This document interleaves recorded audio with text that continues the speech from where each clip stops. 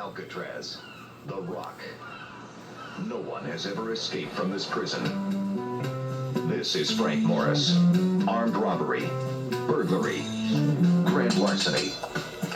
Morris has escaped from many prisons, but Alcatraz could be the exception. I smell something burning. I'm looking for a new hunt. Good luck. You don't understand. I just found her.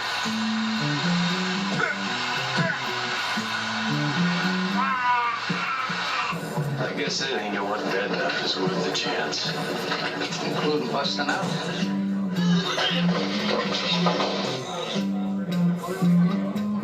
Some men are destined never to leave Alcatraz.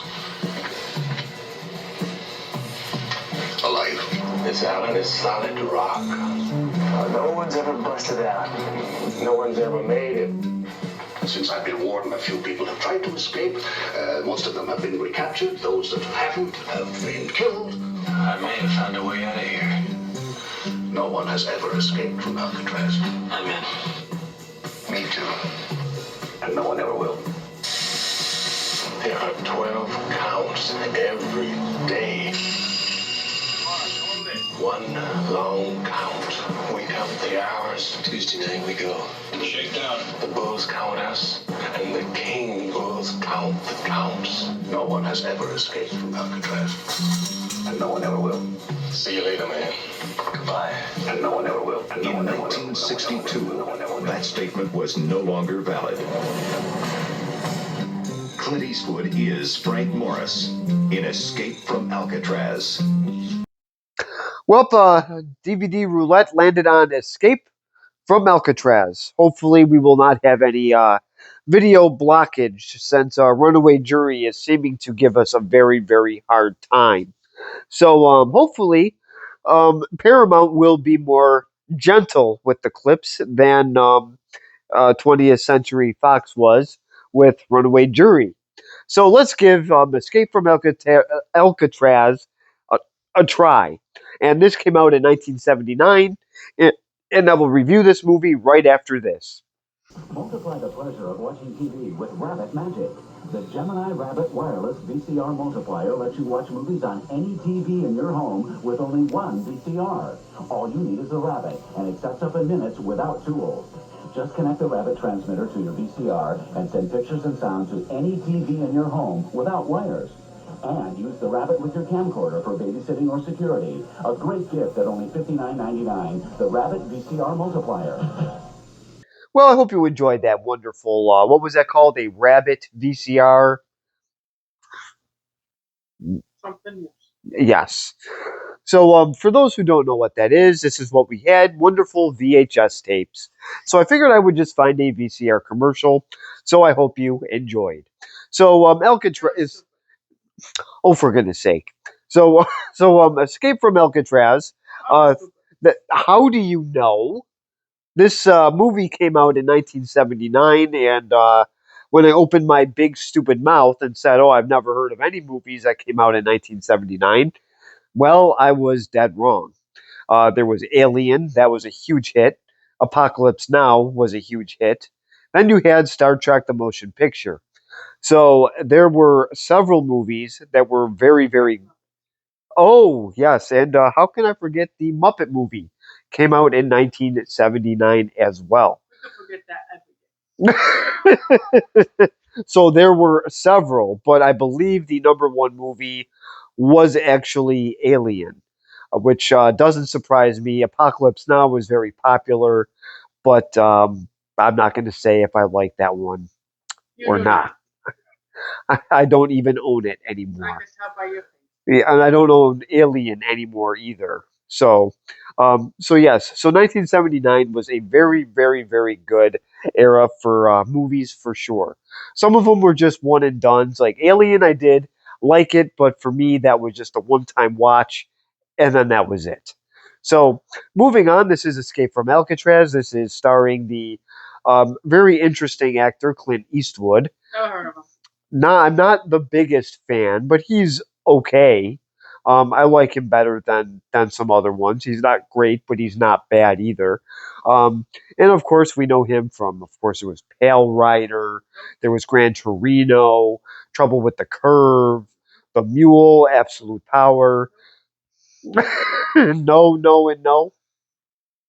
And then we also have the wonderful warden in this. He is played by Patrick McGowan. I believe that's how. Yeah, McGowan, and he was the judge in A Time to Kill. Nope. That you don't remember him? That okay, you don't remember him in that either. Okay. And then we have Fred Ward. Interesting. Interesting for Fred Ward to be in this. He, of course, plays John Eglin. One of the other ones that escaped, of course, we know Frank Morris is played by Clint Eastwood. So John Eglin is the other guy that supposedly escaped. And Fred Ward was in The Adventures of, what was it, I think it was Romeo Williams. He was in Naked Gun 3 and a third, where he plays a prisoner who escapes from prison. So kind of interesting that they picked him for that role. And he was also in the movie Tremors and Tremors 2. And he was also in the movie Road Trip. You don't know any of those. You love Tremors, the movie with the giant worms. Are you disgusting? Yes, you are. And then Jack Thibault, he was in Lethal Weapon, so he plays actually Clarence Eglin in this movie. So obviously he's John Eglin's brother. So they kind of joined later on than Frank Morris. And then we have Larry Harkin, who is there we go. Charlie Butts. He is supposed to be the fourth guy that is supposedly on this escape, but things go wrong, and he actually ends up staying back. And then we also have Roberts Blossom. He's in this, and everybody will recognize him. Um, Maybe when he is shown, he played Marley in Home Alone. He was the old neighbor that was supposedly that shovel slam. So yes, he is in this movie.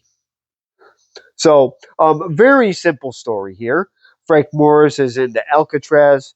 He meets John, and I already forgot the other brothers. Oh, Clarence Eglin. They're talking about escaping, and we all know the whole reputation of Alcatraz. You do not escape because it's impossible to get out.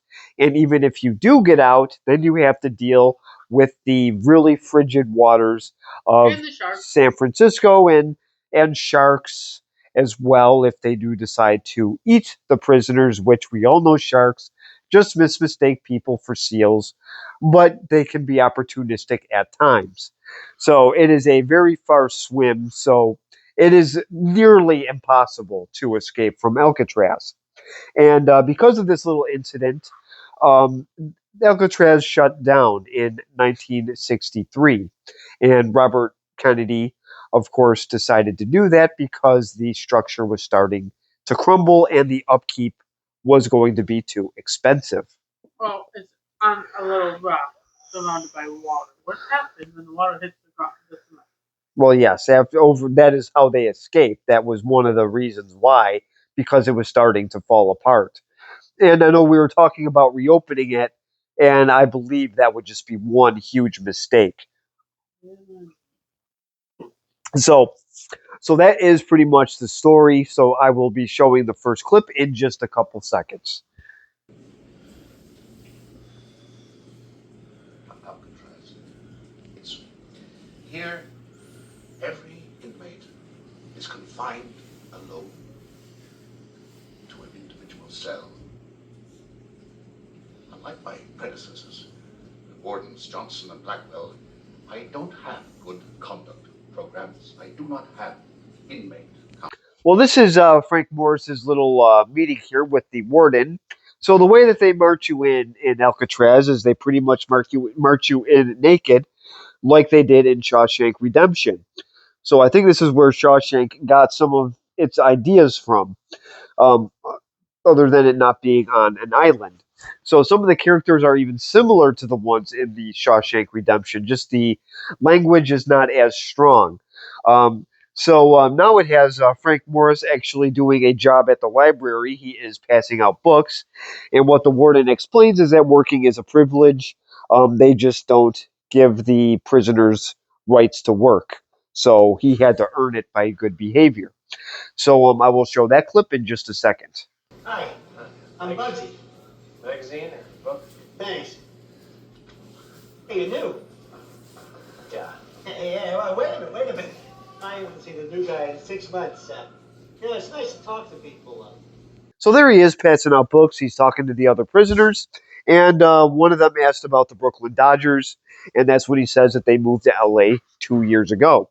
So very cool. I actually enjoyed this scene, just seeing him actually work and earn his way to it.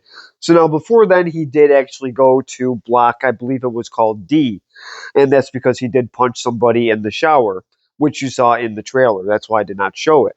So now we get to meet Doc, who is, of course, played by Roberts Blossom.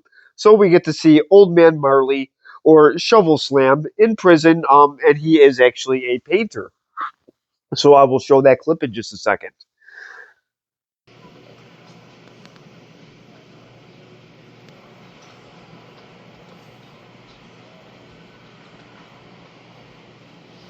What's the flower? That's something inside me. They can't lock up with their bars and wolves. Well, we almost had a Polish Pegasus. So I moved ahead. He did not go in the hole yet. So that will be this clip coming up. But this is Doc. So this is Old Man Shovel obviously, he doesn't have a beard, so you may not recognize him from Home Alone. But this is definitely the actor that did play that. So obviously, he's a very talented painter. I'm not really sure what he did to get into prison, but he is an artist, so artists do snap. Just ask Vincent van Gogh. So, oh wait, you can't. So now I will show the next clip of, let's just say that someone's going to take a stab at Frank Morris. So I will show that clip in just a second. What's coming at you? He's handcuffed? Yes. Which one? He's right.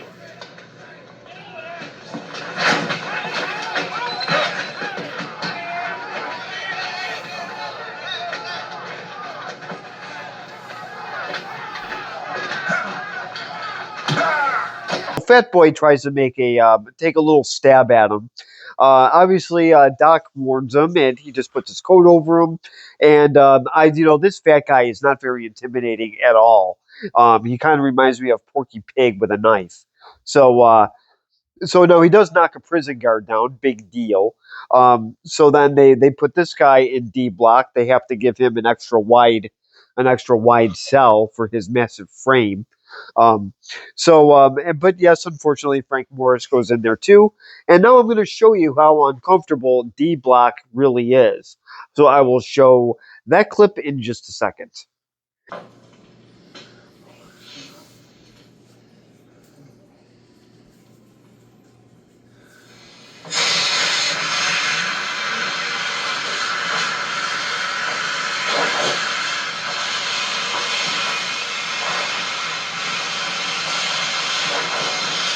Ooh, that's cold. So yes, this part actually made me cringe. I First of all, I hate being cold. I hate being wet like that. Yes, D Block does not look fun at all. And this was Alcatraz pretty much to a T. I am sure now this movie has a PG rating on it. Imagine if they really showed how Alcatraz really was. But this is a PG rated movie. I know that people are going to complain about the rating, that it's not R, but so far, this is a pretty enjoyable prison movie, even though there's not a whole lot of violence and not a lot of strong language. So he does meet his neighbor, Charlie Butts. So this is after he gets out of the D block cell. So then we get to see Charlie Butts in the next clip when they are outside in the prison yard. So I will show that clip in just a second. Who's the new fish? Got him in next to me. What's your name, kid? Charlie Butts. Charlie's Butt? Butts. Charlie Butts.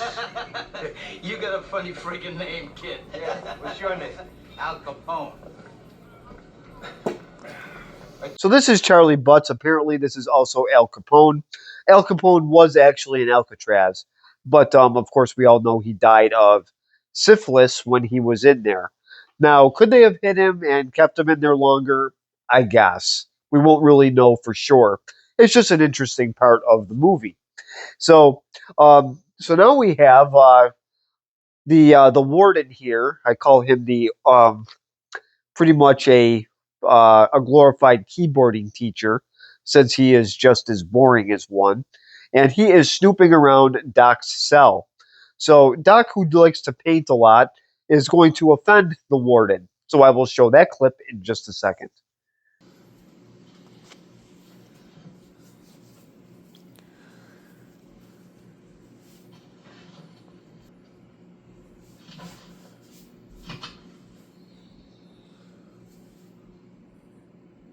So this is the warden here. So obviously he's not too happy as seeing the fact that he was painted in Doc's cell. So So Captain Boredom is now going to turn into Captain Mean. So let's see what he does with Doc's paintings. I will show that clip in just a second. Painting privileges have been removed.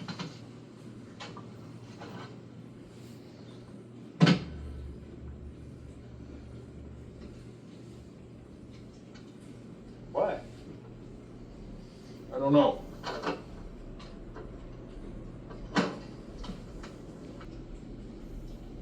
I'm sorry, Doc. So this is one of the guards coming in, and he pretty much says that his painting privileges have been removed, and then they box him up and take him away. And obviously, Doc is incredibly distraught over this because all he does is paint. So now you are now taking the one thing that he really enjoys away from him. So let's see how Doc handles that. So I will show the next clip in just a second. Will you come over here for a minute?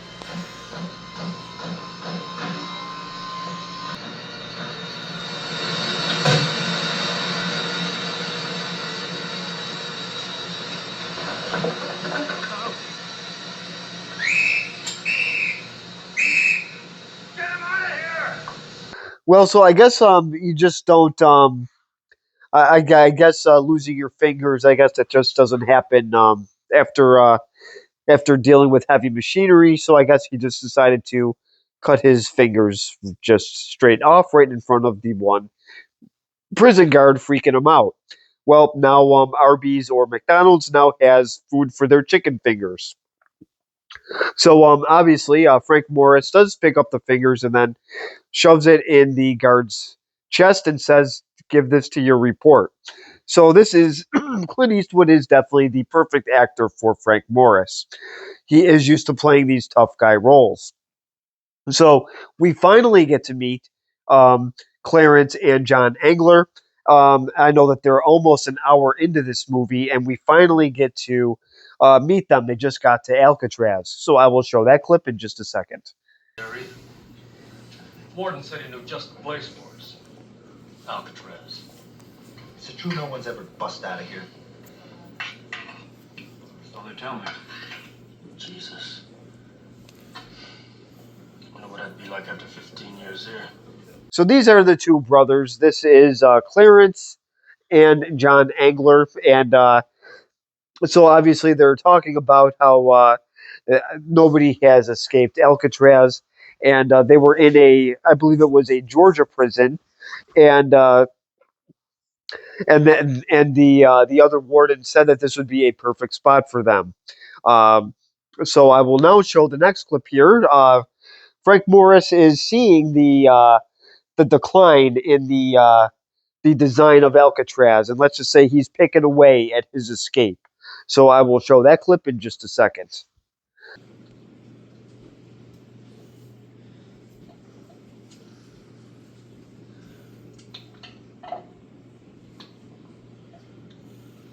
So he's finding some weaknesses in his cell.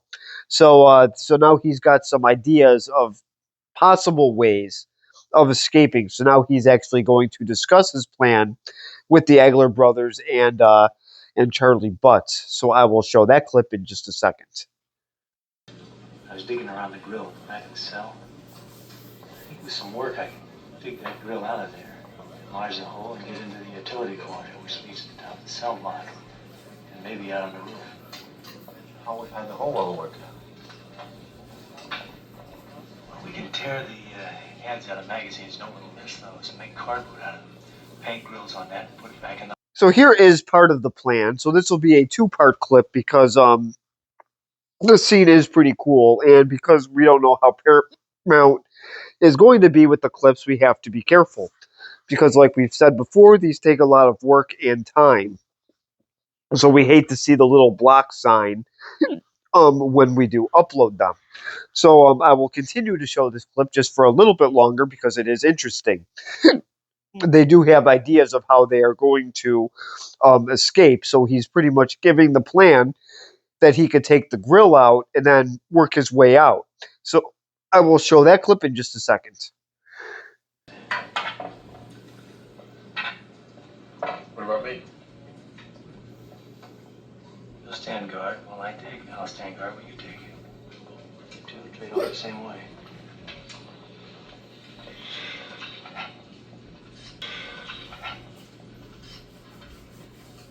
What are our chances? Slim. I'm in. Me too. So this is the last part here where they are discussing the actual plans here, because they're going to be obviously digging, so they have plans of disposing of the dirt outside in the actual prison yard itself, which they do. And Naked Gun 3 and the Third actually did a spoof on this. So Fred Ward was in the movie that started it, and then he was in the spoof. So I am seeing similarities here with Shawshank Redemption, how he's got his little tool hidden in the Bible. So they did this in Shawshank, also covering up the hole with magazines. How he was covering the hole with a poster in Shawshank. So there are definitely similarities to the movies. It's probably where Stephen King got the idea. So moving on. So Frank has he's made a hole big enough to actually get through. So now he actually built he has a dummy head of himself, and he's putting that in his bunk. So I will show that clip in just a second.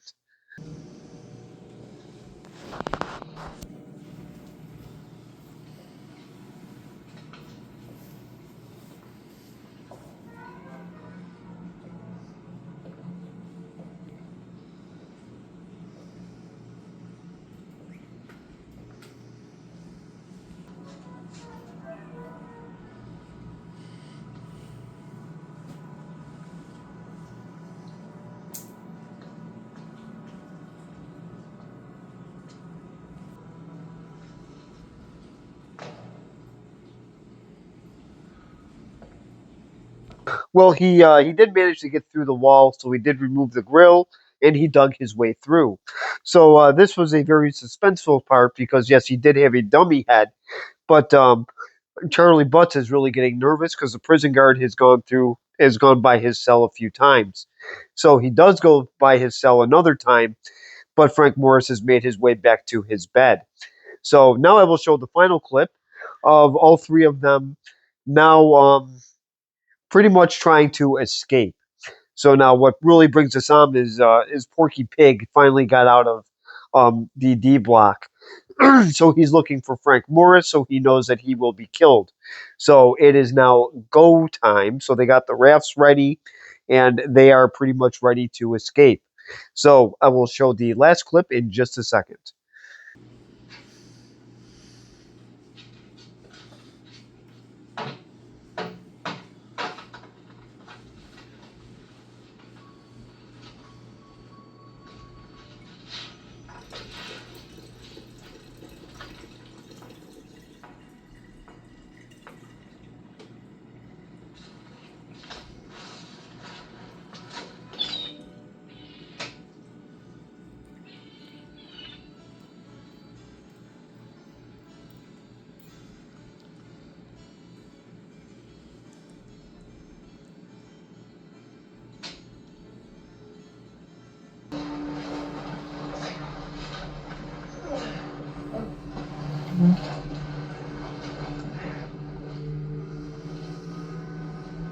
So I do apologize for the very, very dark scenes, but that was just part of this. I mean, obviously they obviously cannot escape during daylight.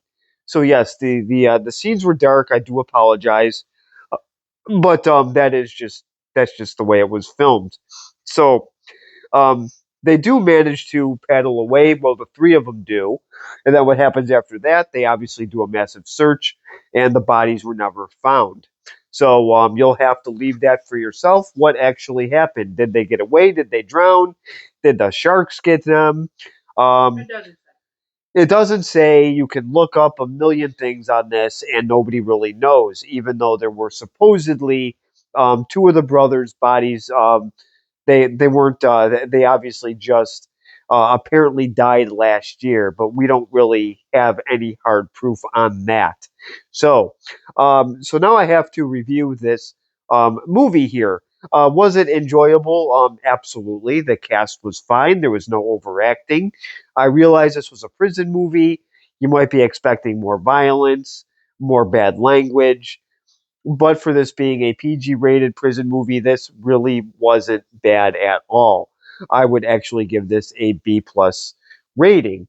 I would highly recommend this. You can watch this on Paramount, maybe even Tubi as well. Um, I forgot which one that I actually saw this on a couple weeks ago. I do own this. This was a very, very cheap buy, probably $4, I think, on Amazon. So I recommend eBay because Amazon is, well, I hate it. So, yes, this is one that you could watch. Is it a family watch? Absolutely not. But again, very, very enjoyable. No, there's no capes and lasers, but a very nice prison escape movie. And this one is actually based on a true story. So definitely a very cool watch. So please comment below. What do you think happened? Did they escape, or is it a bunch of bull hunky that a couple of them that they found the survivors later on, and they died. Two of them died of old age. So, yeah. So please comment below, subscribe if you want, and thank you very much for watching.